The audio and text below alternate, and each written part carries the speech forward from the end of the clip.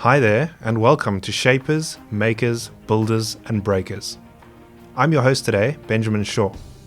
Shapers is the podcast show that brings you African leadership stories in all spheres of society, where we interview exceptional individuals telling us their story.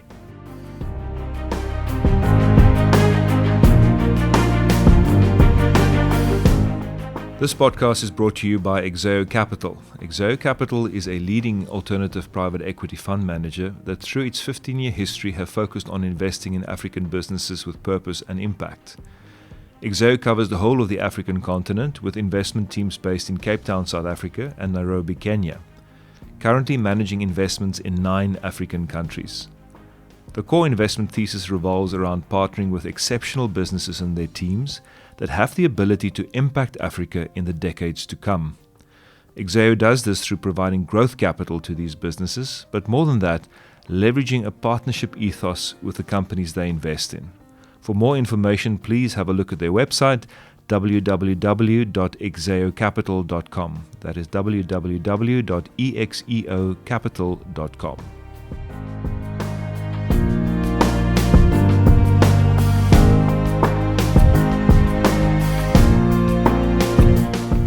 Since the start of the Shapers podcast, the approach to interviews has remained the same. Engage in peer-to-peer conversations by asking the questions that we would most like the answers to. Today's guest on the show is Dion Chang, and the conversation ranges across a wide set of topics. His business focuses on lessons and learnings for companies to apply based on trends seen internationally and how they impact South Africa.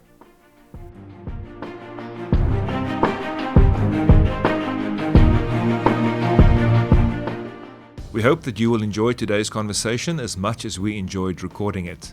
Without any further delay, let's dive into our next episode of Shapers, Makers, Builders, and Breakers.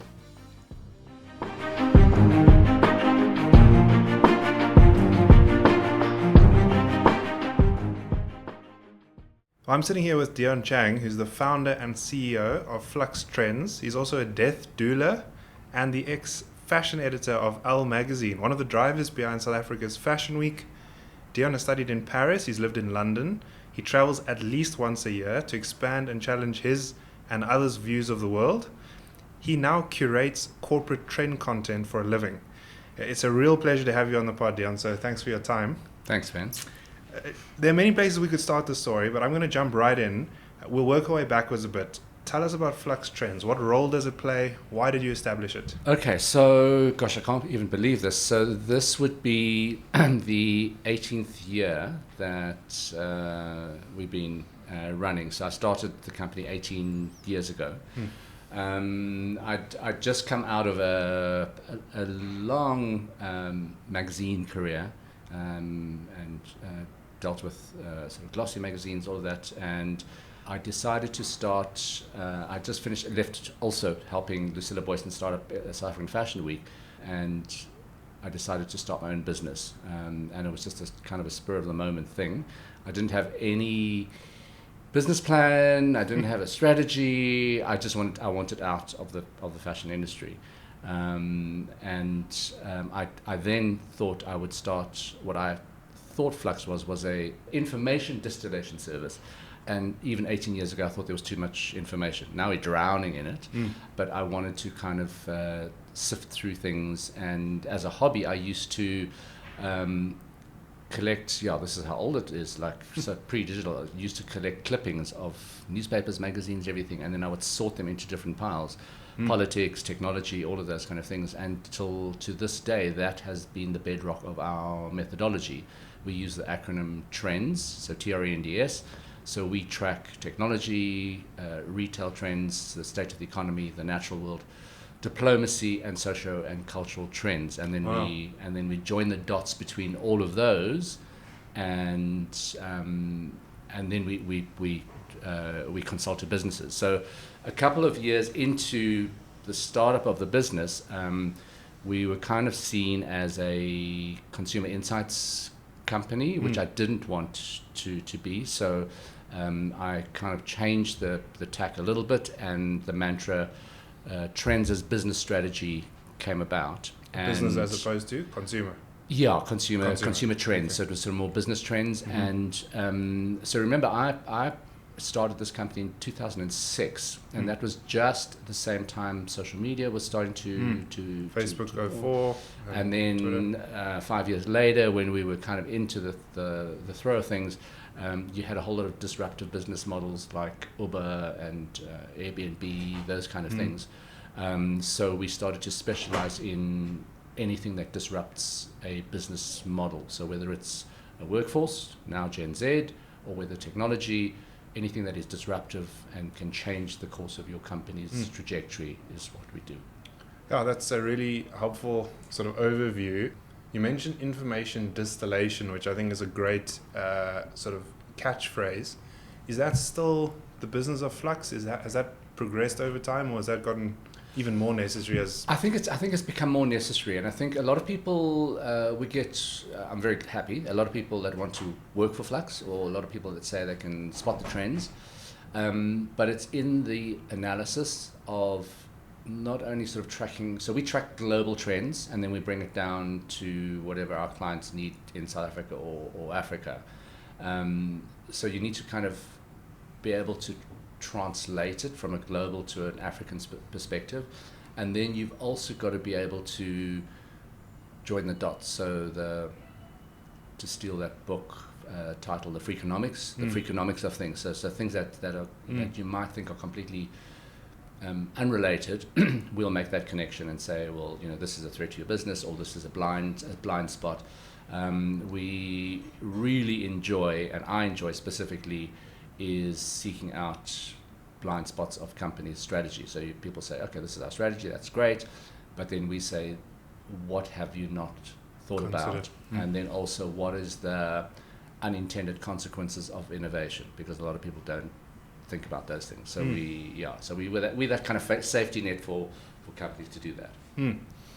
Now, trends and forecasting, some people would call that futurism. I think maybe one of the better known international names there is Faith Popcorn. Yes. And she's sort of built a sort of a brand around it. What do you and the team do day to day? Is that a similar brush that we can paint her with? It's similar. I think Faith Popcorn. Obviously she was one of the pioneers of doing this. Because we're very, very business focused. So day-to-day writings would be, well, we always on the lookout for everything. So because especially in those 6 pillars for that acronym, trends. So you really have to read a lot. So we only hire people that read to read and have very, very broad interests. So one day, so we've become a virtual company. So we have a Monday status meeting. Is the only time we physically see everybody, and that's when we go through a collection of what everybody's collected in terms of trends and threads or signals that they've seen, and then we all discuss them and kind of say which one is the better one. That's going to go forward, and then that research goes into. So we get commissioned by corporates or different companies, either to do a very specific research into an area. So, for example, a couple of years ago, one of the banks wanted us to look into stokvels and funerals. Okay. Because that's part of their business and part of the financial services that they do. So you've got to have a very, very broad interest, and then also to see. So I mean, just say the whole, funeral one. You had to then look into culture. You had to, so you unpack the layers in order to get the information that is relevant in terms of a financial services provider. To do that. So it's a lot of sifting, a lot of doing that, but a lot of commissioned work, and then. Bronwyn, main business partner, and we do a lot of keynotes and talk. And collate the signals. Yeah. Clem Sant, I recall, used to refer to them as flags in his scenario analysis. I think Flux's terminology is signals, but I suppose it's a similar thing, concept. And those signals, I know you can read a number of them that are published on your site. What do business leaders expect of you when they hire Flux? Is it for keynotes to their staff? Is it deep sort of research reports? And what would be the typical engagement that a business would have with you? Yeah, so very broadly, I do a lot of opening keynotes at conferences, and we're always asked. So one of the most frequently requested trend briefings is called The State We're In, and we've been doing that from the start. I think it's from the start. Yeah, and that uses the trend acronym, and that's positioned as a executive summary of where we are and where we're going each year, and we re-theme it every year. Is that global or South Africa focused? How do you? Both. Okay. So we do both. But mostly it's global because we want we want a global snapshot. Because now, sort of post-pandemic, we've also got a lot of global clients. So we need to keep the global sort of finger on the pulse there. But when I'm asked to do it for a conference, it's interesting because a lot of the brief I get is take us out of our sector or industry and give us a broad view of what's happening in the world, because if we don't know what's happening in the world, then something's going to come and hit us that we don't realize. And I'm very happy with that, because I always tell people to take their heads out of the sand of their industry and then look ahead and more broadly. Because what we noticed over the years, specifically if you're dealing with disruptive business models, that something that is happening in a industry that is aligned to your industry or is a supply or something like that, if there's a huge disruption there, it's going to have a knock-on effect sooner or later onto yours. And we've seen many companies kind of put blinkers on and just like, well, that's happening there, it's not going to happen to us. But everything's connected and everything is becoming even more interconnected. So you really know all of that stuff. You've mentioned disruption a few times. Maybe define that and compare it to innovation. My own sort of understanding of it is that innovative companies sort of iteratively develop their strategy, whereas a disruptor comes completely left field. Is that sort of how you pitch it to companies as well? Facing disruption is more a reactive thing. So you're being hit by generative AI or ChatGPT. How do you do that? What does that mean for the operating system of your whole company? What does it mean for workflow? Those kind of things. Whereas for me, innovation, and I lecture a module called the Business of Innovation at different business schools, most specifically at the Graduate School of Business in Cape Town. But that one I think would be more like a proactive thing. Is not reacting to something that's hitting your company, but you are actively seeking something out, or maybe piggybacking on something like generative AI and say, okay, well, how do we do that? And before you caught on the back foot, for me, innovation is being one step ahead and being able to forge a new path where nobody is blazing trails and you blazing a trail there. Yeah, I mean, huge value to business to get your insights. But having said that, we all know, especially in the last 5 years or so, even just before COVID, things are, it feels like everything's unraveling. The world does feel like it's unraveling. So it's very understandable that business leaders or business owners would be more on a reactive than a proactive basis. But we encourage people to say, now is the time. I know, like, just keeping your head above water is crucial, but you need to innovate as well to forge ahead, because then your competitors they multiply, it gets more busy, and then it's harder to have that unique selling point that you're meant to have. You've mentioned OpenAI, generative AI. We want to come back to that. I'd love to hear about the trends you're currently seeing in the market. Before Flux came into being, you mentioned you cut your teeth in various magazines, publishing and writing, I presume, as well. And yes. You'd seen parts of the world through that. How did those experiences shape you? How did that sort of lead you on the path towards Flux? Gosh, I think here, big admission. I really am not academically minded. Okay, so my learnings and what I do has come from kind of natural curiosity and observing. So when I still do rarely in the rare circumstances give out a business card. The business what card are those? Actually says observer.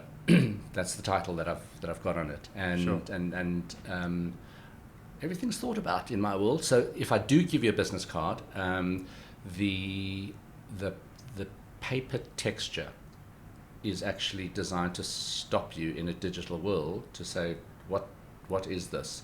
And unfortunately, the first card that I had when I started Flux, they discontinued that paper. That paper.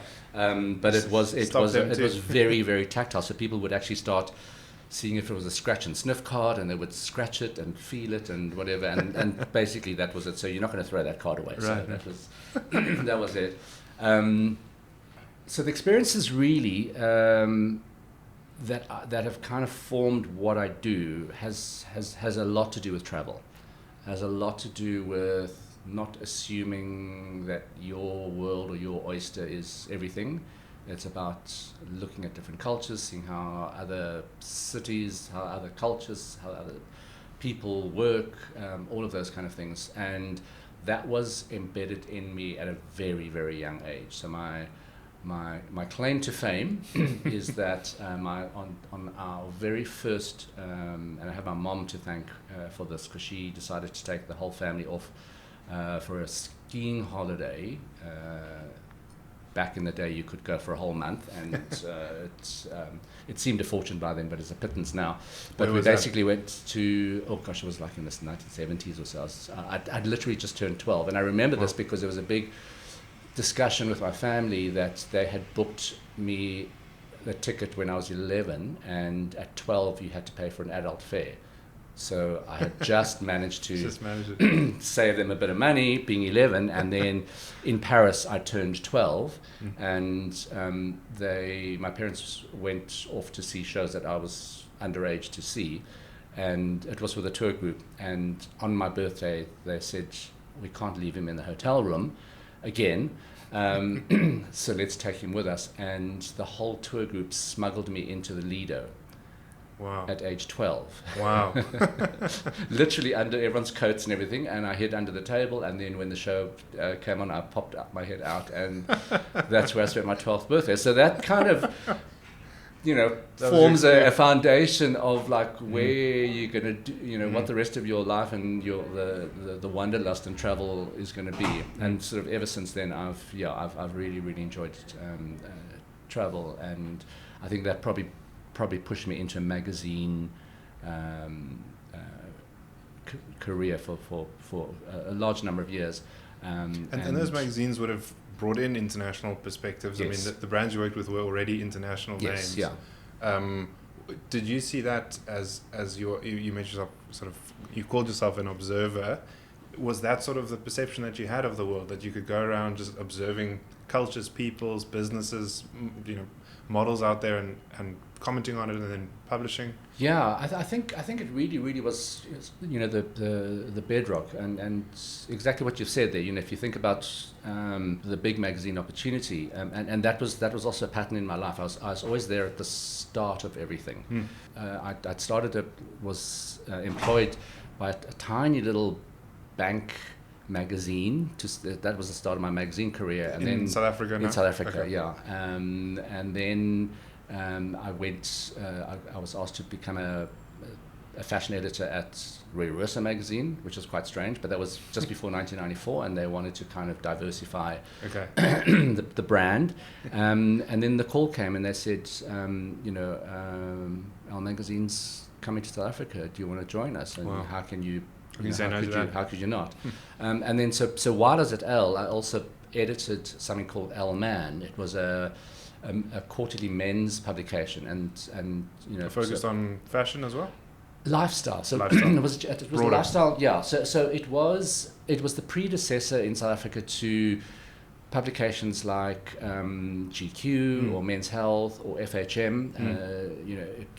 Listeners must remember that those publications weren't in South Africa yet, and when we published that, I remember, and it's also kind of pre-digital as well. So we received letters, faxes, all of those kind of like emails of people saying, where have you been all this time? We need this kind of men's lifestyle publication there.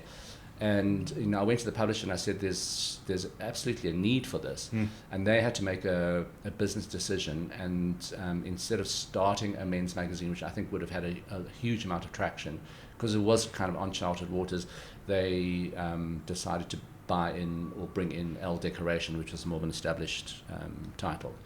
And then I feel we kind of lost out on that. I then moved to SA Fashion Week, was also starting up, and then I decided to start my own business. So, If I can replay back to you to make sure that I understand that your focus, starting quite narrow, becoming a specialist in what you had observed within fashion trends, then expanded to lifestyle before you went into consumer and now business trend analysis. Yeah. So it's an interesting trajectory. And of course, you're a household name to many people because of the time in fashion and the magazines that people would have read. Yeah, at that depending stage. on your age, I can tell if people remember me from a fashion career. Then I'm like, yeah, I know your age, because a younger demographic are not going to know me for that stuff. Because I mean, before the magazines, I also did some TV work. So if you remember me from TV, then I really know what your age is. I don't. Just to put that out there, I remember talking to a friend about meeting you many years ago, and he went on and told his mother about it, and she was incredibly impressed, and she thought that I would dress a lot better than I did. So you did have fans. You're one of the most travel people I've ever met, that I've ever known. And I remember meeting you in New York on a Sunday market. You were as at home there as you were here. You felt like a local. And you shared that you love seeing the world. That's a big part of who you are. What's the most interesting place you've been to, maybe for its culture? Yeah, hands down, that happened last year. Gosh, yeah, it's all blur. But let's say recently, did a trip that I really wanted to do to Japan. So Japan, I said to people when I came back, Japan is the first country that's made me think very, very deeply about what's possible and in your society, and how a society is, let's be careful with my words, managed, and how that can happen. And I think, if you're coming from a place like South Africa and then you go to a place like Japan, it's polar opposites in terms of culture, in terms of just how things work, and that affected me deeply.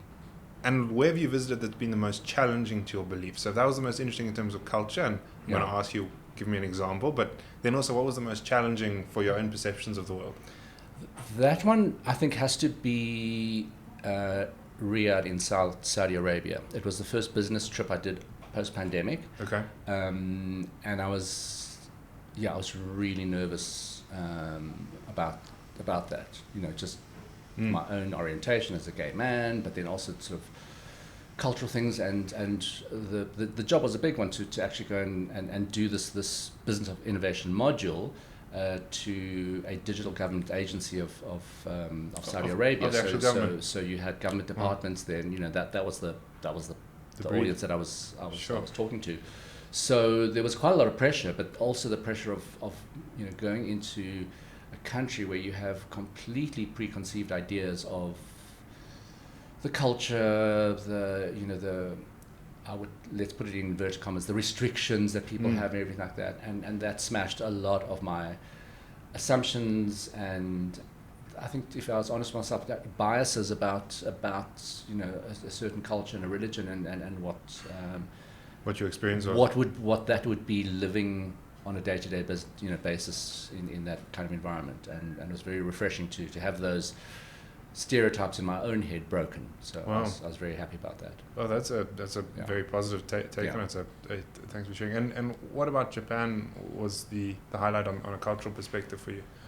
I just think everybody knows sort of Asian, and because I've got Asian blood, like the Asian work ethic, so that was kind of expected. But I just think that the deep respect people had for each other, for society, and I think the thing that completely blew my mind was seeing little kids under the age of, say, 6 or so, all around about the age of 6, they like in junior school, being put on buses by themselves or walking around the city by themselves. And I soon got to learn that the real little ones wear yellow caps or yellow hats, and that's a signal to the rest of society that these little ones might need a bit more help to get them where they are to navigate. Wow. But the fact that they have that much independence under the age of 10 and they're walking around a city of, I don't know, 12, 14 million people, is completely mind-blowing. But that says a lot about the society and the confidence you can have in the society to let your and what the responsibility is. Wow. And I saw a little video recently about when they're that age, Japanese culture also says they don't put those kids through tests or exams or anything like that. You learn fundamentals about cleaning the school up. They don't have janitors, so everybody cleans the school up. The tidiness, the neatness of all of that is fundamental to sort of Japanese culture, because it means sort of your environment is clean, but your head is and your heart is clean as well. Wow. So that's taught from a very, very young age, and then it's about respect and all of those kind of things before you get onto academic learning. They teach you those kind of fundamentals, and it shows, and it's reflected in that society. Wow, what a challenge. Far cry from some African societies. And relatively speaking, if you were to consider South Africa, there's wonderful advantages to all cultures, but what are the South African advantages we have, possibly now thinking more economically? You're dealing with businesses, you're giving them advice, you're talking about disruption. How should South Africa or South Africans position for the next 10 years? Well, look, I mean, we and the rest of the continent have a huge youth bulge, and I don't think we acknowledge or we actually kind of think how we can best leverage that. So, the most obvious thing is our shocking youth unemployment rates. Yeah.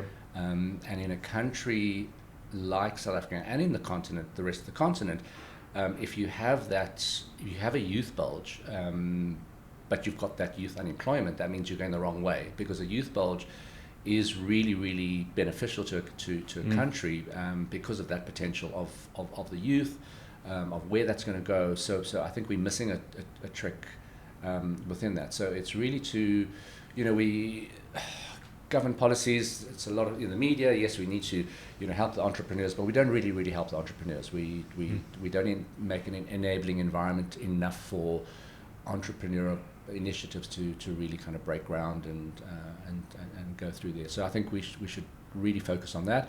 And the other one for me is, if it's in the next couple of years, is really to also be worried about the technical divide. So we know we've got economic inequality. So probably the largest Gini coefficient on the planet. But if you add a technological divide to an economic divide, then it's really accelerating. Yeah, that's accelerating it. And just we know, all businesses know that meeting the velocity of change of technology is one of the biggest challenges. So if you leave a whole demographic behind, and that is the kind of the raw materials of your future, then that's not, we're not doing well in that. So I would recommend trying to swing that as much as possible. And people have asked before, so what is it? Do you give hardware? Do you give computers and all of those kind of things? And for me, it goes even more fundamental. Is just give much more affordable or free data. Because that's the genesis access of everything. Right. You might not have the latest smartphone, but if you've got data, you've got a phone, you've got access to information, you can get on the internet, you can start learning, you can do a whole lot of things within that. So it's getting those fundamentals really right before we move up the ladder and say, okay, well, let's give people tablets or whatever. Yeah, let's give people that basic access as well. Yeah, I mean, I recently came across a set of reports saying that the new infrastructure is no longer roads, and I mean, it still is, but it's not roads and ports in Africa. It's your digital connections and it's your payment rails. Yes. Because that's the enabling drivers of business, particularly now that cell phones are connecting sort of most of the continent. Yeah, and I jokingly say, Maslow's hierarchy of needs starts with Wi-Fi. It's not far off for the new gen. Yeah. Dion, you mentioned the velocity of the advancement of technology, needing to keep up with it. I think it's a good time to come back to some of the trends that you're looking at, and obviously be interested to hear what you're seeing. Tell us about generative AI. That's a buzzword for many businesses. There's a lot of misconception as to how it can take jobs as opposed to create. What are you seeing? So I do see it as a game changer, because look, AI has been there for a while, a long while, and it used to be called machine learning. Yes, yeah. It wasn't as scary when it was called that. And now it's large language models, and so I think the dust would have settled.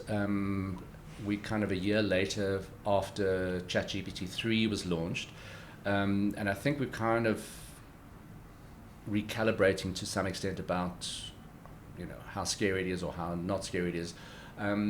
Personally, I have not seen something move and evolve that fast in the 17 years I've been tracking technology trends. I've not seen something move that fast, from text to text AI to text to image, and now text to video. It's really, really fast. So that said, is we also now understanding the flaws of large language models and how it has to learn, and where it has to learn, and what hallucinations can get spat out, and all of those kind of things. And I think when you're talking about loss of jobs, it's happened with other forms of automation.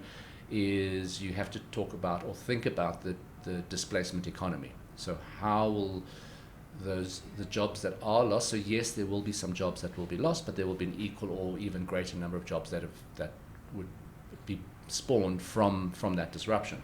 So how it's more about not the knee-jerk reaction of, well, the job's going to be lost. And then what's that is, how do you help migrate a workforce within that displacement economy so that they have the means to fight for another job if they do that. So I spoke quite a few years ago at a CSI conference, and I said the new corporate CSI for me is internal. And I said, in a country like South Africa, you obviously need to look after communities if you can, outside the community, and help communities wherever you can.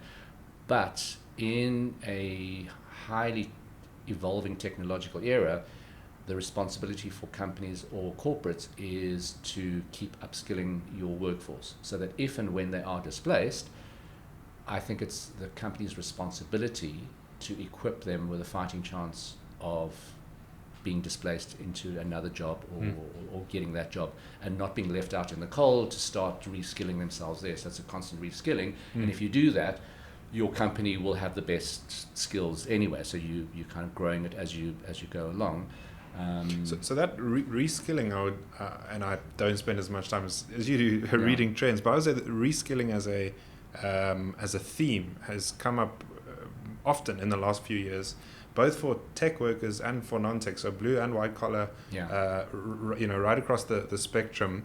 Micro-credentialing, reskilling or relearning or upskilling, it just seems to be almost an expectation of the modern worker. Is that accurate? I think very, very accurate, and I'm glad you brought up micro-credentials, because that's a drum I beat very, very hard on that. And if we go back to sort of skills and being ready to being employment ready, and in a South African context with a huge youth unemployment problem, it is a World Economic Forum concept of pushing micro-credentials. So these are short courses that you can do, and what that does is it kind of goes across socioeconomic lines, it goes across age. You can upskill people a lot faster within a sort of doing a 6-month course, rather than say a 4-year based academic degree, which we know now that something is very wrong, because the figures that have come out of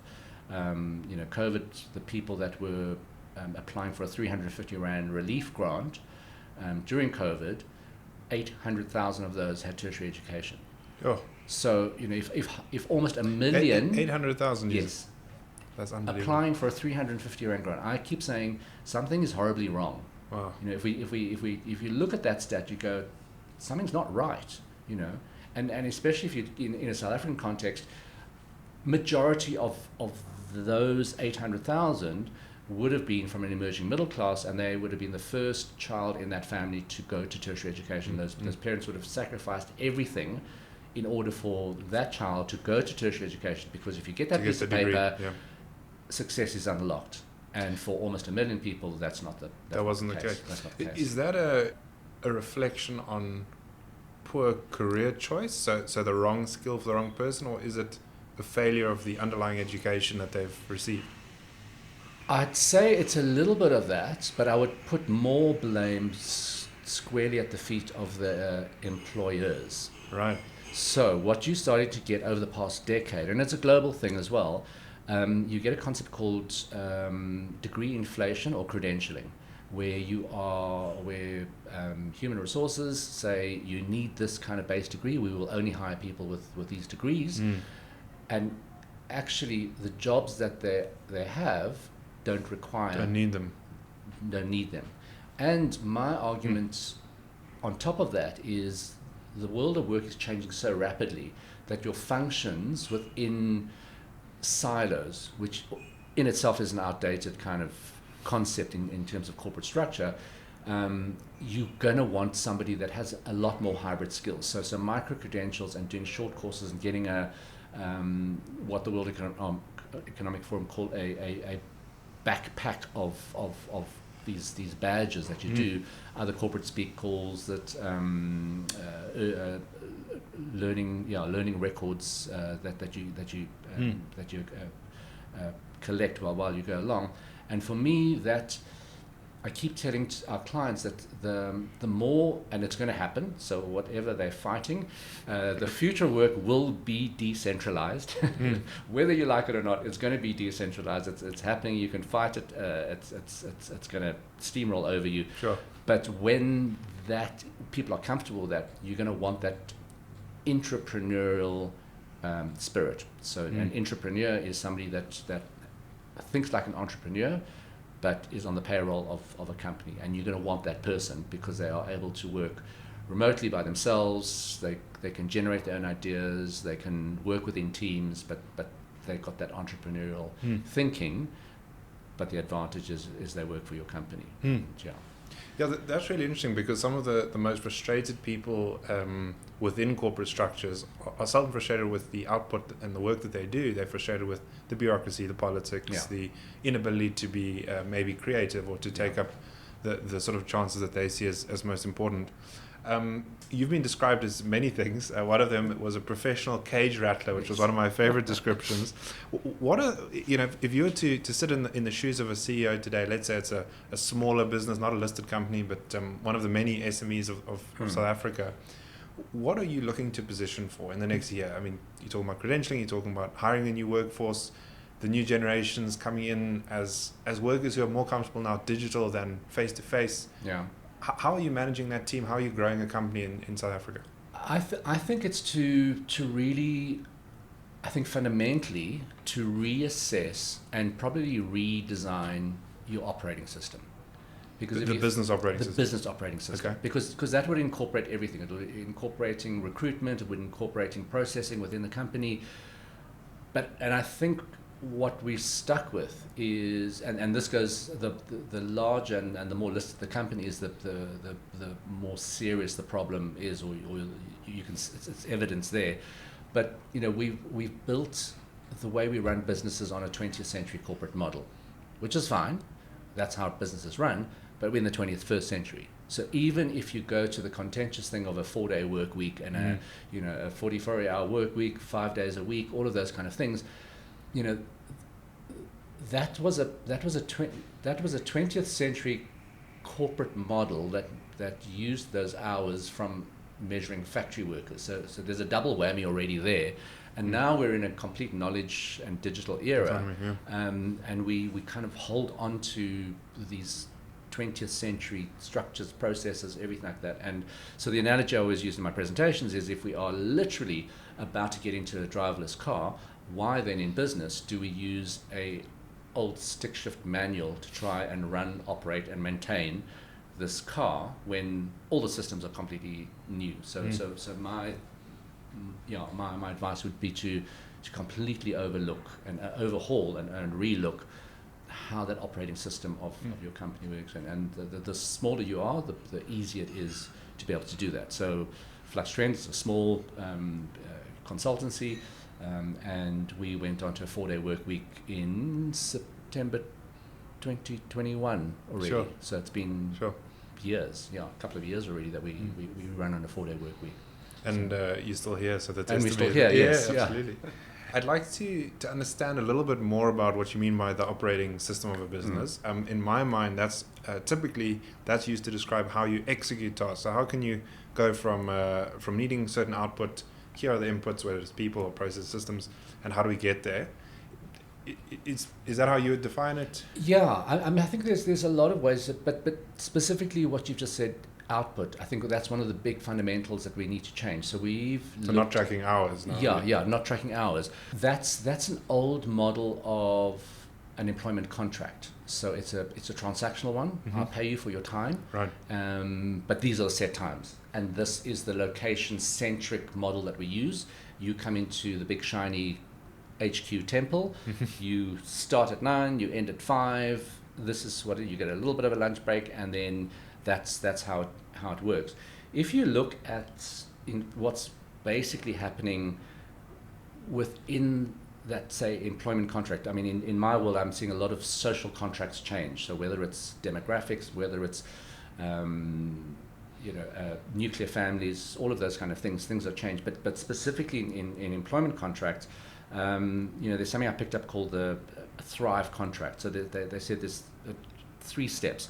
The traditional one is a loyalty contract. So I pay you, you give me your time, 9 to 5, 40-hour work week, and that's how we do. Then we kind of moved on to a more of an engagement contract, which is a bit more about camaraderie and achievements. So that's when you saw companies give free lunches, and there's a pool table, and there's yoga at lunchtimes, all of those kind of things. You're trying to make work a little bit more fun. So that's loyalty to engagement. And now they're calling it a Thrive contract, where it's an employment model that's anchored in purpose, equity, and impact.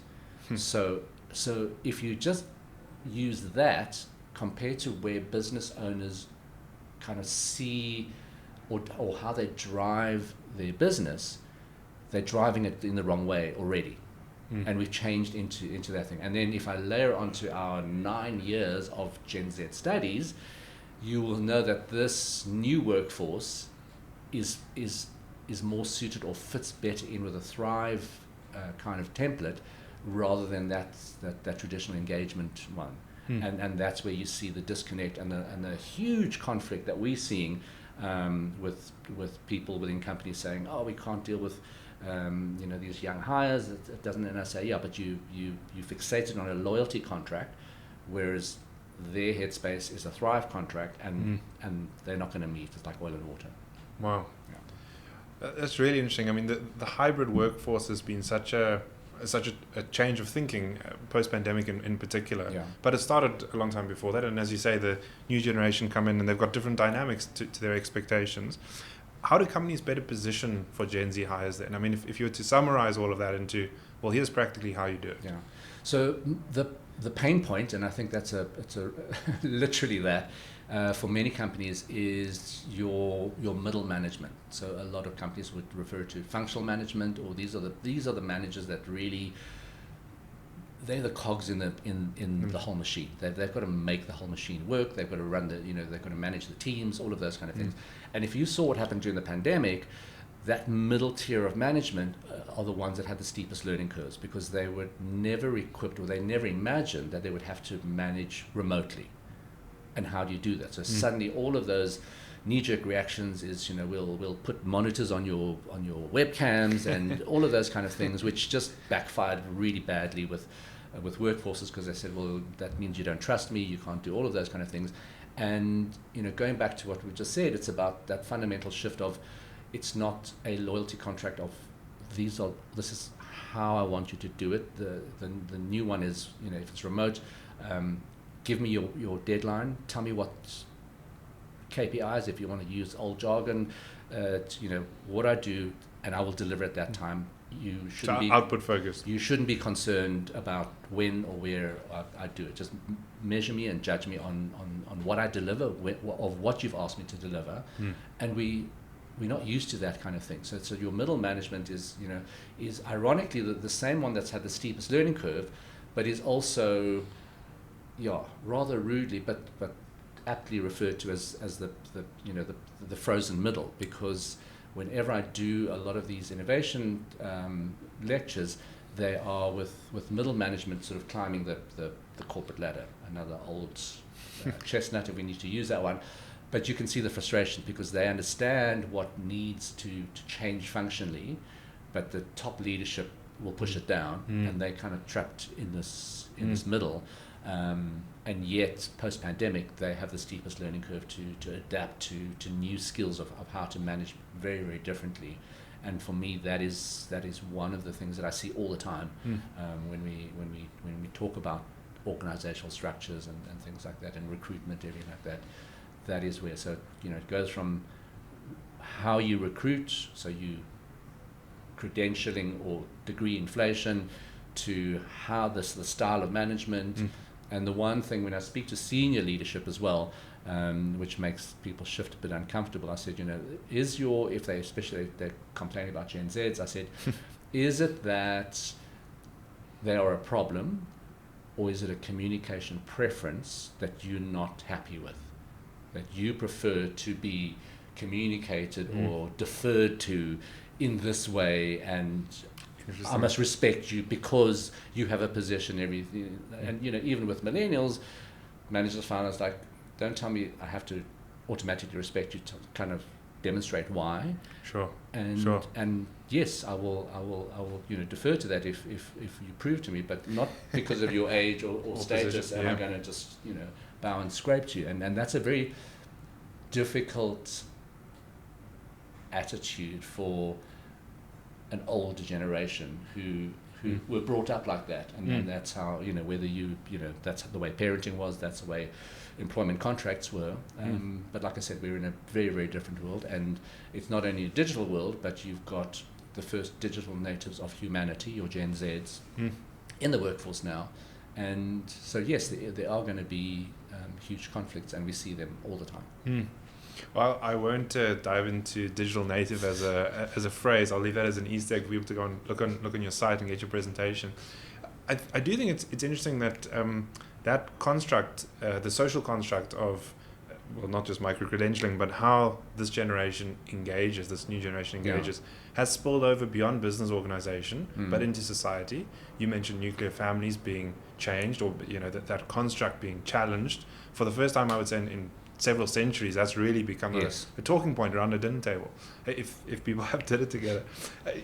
What outside of the business world, if you were to expand the lens, is going to impact us this year?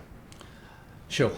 I really think it is, it's taking on those new relationships, and what I'm starting to see now, which is, it's just in this year's state we're in, is the blurring of lines, and it is quite troubling for me. I'm not so sure I'm comfortable with it, but it's not to say that I've been comfortable with many of the trends I've tracked. I just don't shoot the messenger. I just look at all of them, but I just think we're blurring the lines between real and digital. So you mean virtual reality? Virtual companionship. Okay.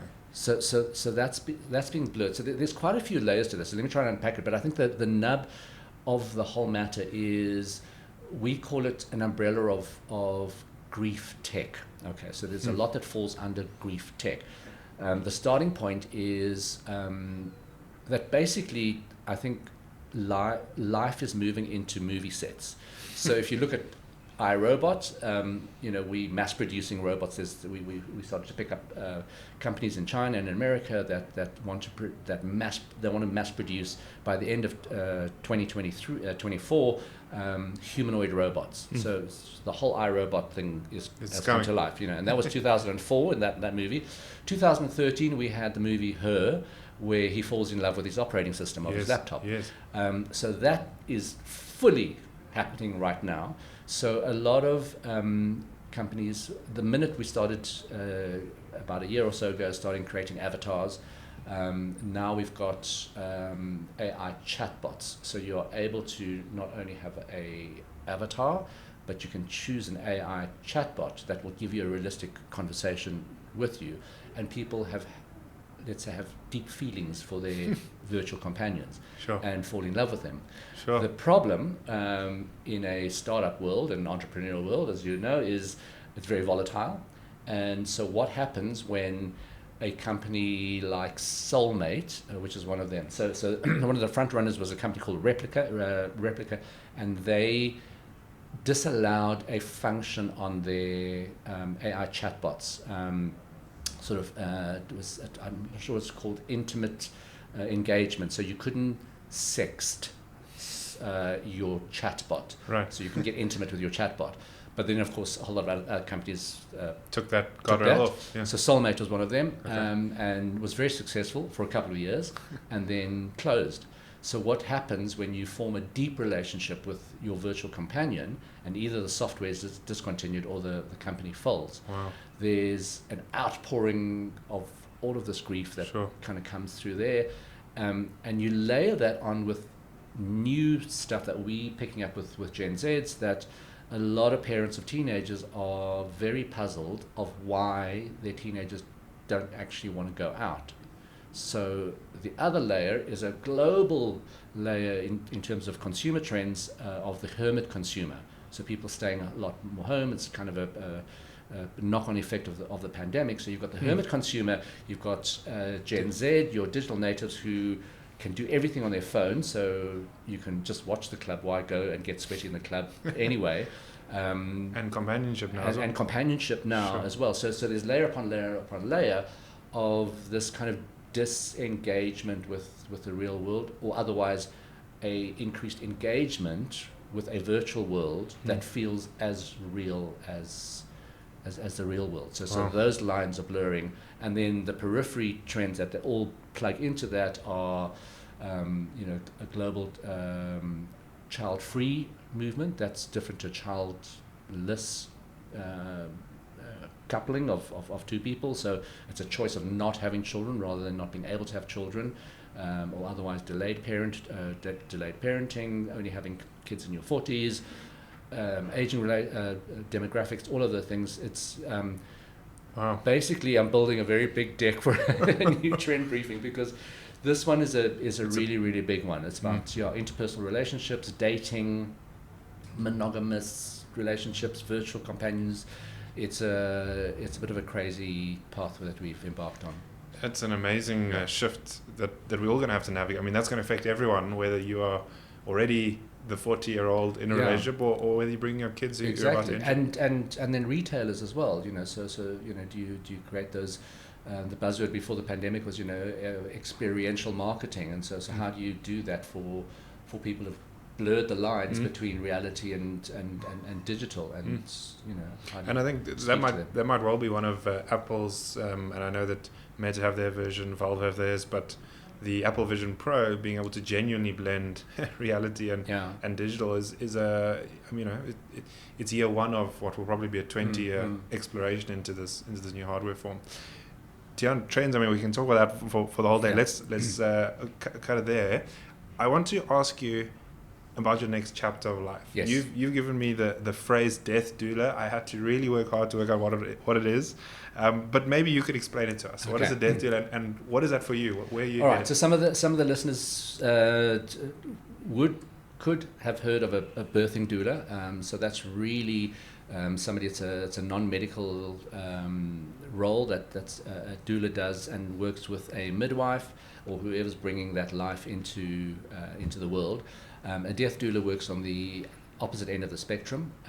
Death doulas help people transition from this life into whatever lies ahead for them, and is basically a non-medical spiritual and emotional support for a family or the person that is dying. I've taken it into unexplored realms, because if it doesn't exist, it doesn't stop me from doing something. And what I realized is, so when you're training, so let me go back for people to kind of understand why I've embarked on this. It was during the pandemic. Obviously there was a lot of tragedy, a lot of death around, and I started coming across quite a few articles about death, about doulas, and it just switched a light on inside of my head for that. I did more research and studies, chatted to a doula, and then decided to sign up to train as one. When I trained, they said you'd actually realize, so number one is you didn't just put your hand up to do this. It's a bit of a calling, so very much like sangomas are called to kind of do what they do.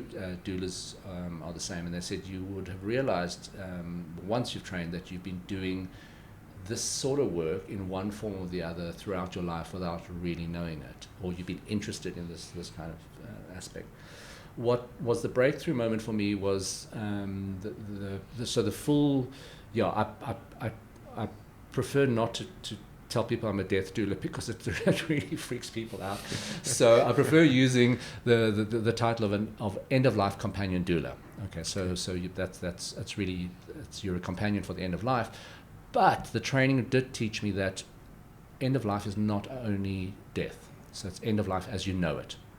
So whether you are starting a new business, you've ended a business, or your business is folded, you've emigrated, you've had your first child, all of those different significant transitions almost. Significant transitions is where so of course there's a strategy with me. There's a 3-step strategy. First strategy is what we've already done at Flux is I've launched a business doula service because I realized that for 17 years we've been looking into the death of old ideas and the birth of new ideas. So I've just kind of put it into that. And that is helping, while our main business is with corporates, we're actually helping smaller businesses with that. So everything from, so for example, I've had somebody that is about to go into retirement, which I rather say rewirement, not retirement, and wanted to start an online business. I managed successfully for me, maybe unsuccessfully for him, to shoot down a lot of his business ideas, because I said, after 17 years, I can tell you if you at the right trajectory or the right, part of the bell curve of this business or not. Another client I had been working and was about to become kind of a shareholder and a partner, had given 28 years of her life to this company and then was just booted out there. So it was like, so what do I do now? Sure. So it's those kind of things. Step 2 in the strategy, which is this year, and I'm doing, I suspect it's going to take a lot of my time, is, and it doesn't exist either, in South Africa, it probably exists internationally or in America, is a pet doula. So what a pet doula is, I have positioned myself to help pet owners who are faced with the horrible prospect of having to euthanize their pet. And I went to my vet a year ago to say, look, this might seem a bit out there. Straight, yeah. I'm training as a death doula, but I want to help this. And I didn't even finish my pitch, and he said, we have clients for you, can we send them to you now? And I said, hang on, hold on. And he said, we're not trained for this. We don't know how to deal The vet after giving the traumatic news, and then you've got a 5-minute window period, and then the next client comes in and that person's left. And so that the research that I've done about it and what I'm focused on is there's 2 things that pet owners have spoken to me about. Is one is anticipatory grief, is I've got a really, really old pet and I'm terrified of that the day that comes. The second one is disenfranchised grief, is society in general will say, unless you're a fellow pet owner, people will say, oh well, okay, your dog died, or you had to put your dog down, get another one, or it's just a pet. So what people don't realize is that those relationships you form with the pet you have are between 10, 15, sometimes 20 years of your life. It's longer than most relationships, and longer than some marriages, and longer than some friendships that you have, with people. You develop a very, very deep bond, And that disenfranchised grief is society saying, no, you shouldn't do that. So people hide, suppress that grief, and then the third and last strategy is actually getting onto people, which is going to be a very, very difficult one, which is why I'm easing into that. I don't want to just jump in and say, I can do this. I want to just be very, very mindful and respectful of that sacred process, let's call it that. But at the moment I am, in terms of a doula, helping family and friends deal with a terminal diagnosis of somebody within their circle that they don't know how to deal with that. So So what an incredible service. I find it interesting. I don't know if you've connected the dots quite so specifically, but in a world that's transitioning towards digital companionship, the need for someone to go and help you in these moments is actually going to increase. There's going to be an increased need for that level of companionship, I imagine. I'm glad. Well, I didn't think about it that way, so thank you. But yes, absolutely. And if you do see that, in fact, just yesterday I picked up and saying, why are these virtual relationships becoming, and it was something, it's again, like, we join the dots all the time. So it was actually about why influencer fans have turned against an influencer that they really revered or followed, and they said it's they call it parasocial relationships. So you don't know that person, but you develop a deep bond with it. So very much with like virtual companionships, it's an entity, it's pixels, but you develop this really, really deep relationship with those people. And now people are brushing that aside, but obviously with all of these support groups around for grief tech, you understand that that's a very, very deep connection.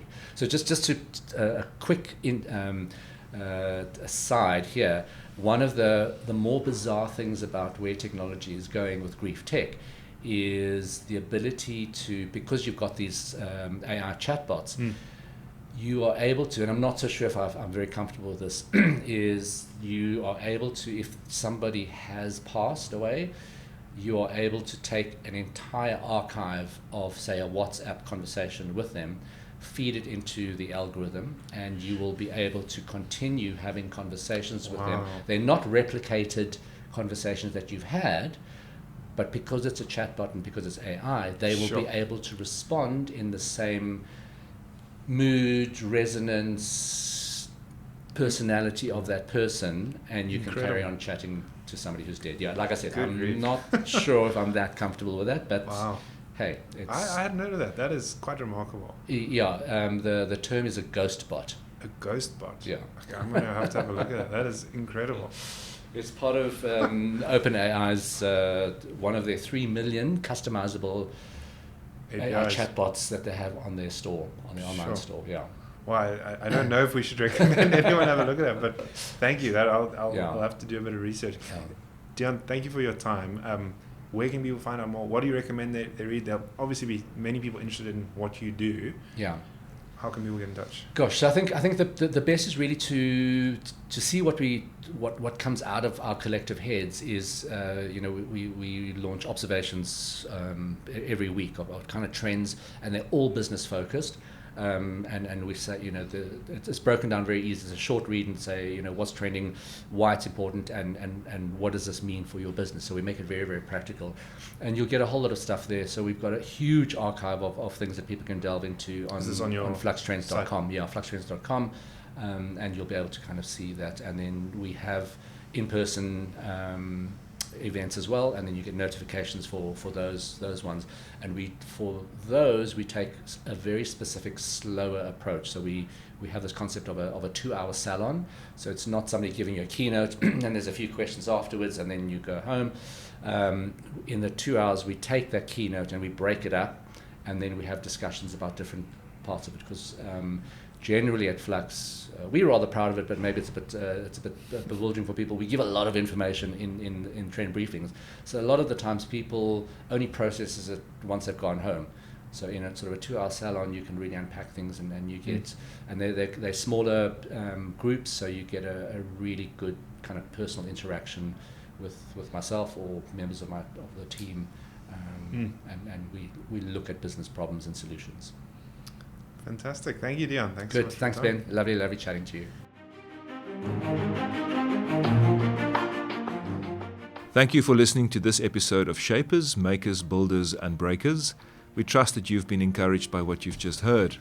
Subscribe to future episodes and find out more about us at shaperspodcast.co.za. That is shaperspodcast.co.za.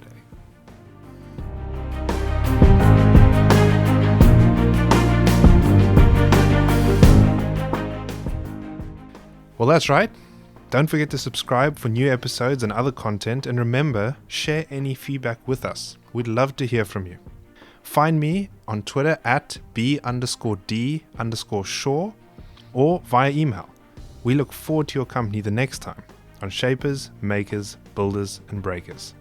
Until that time, cheers, bye-bye.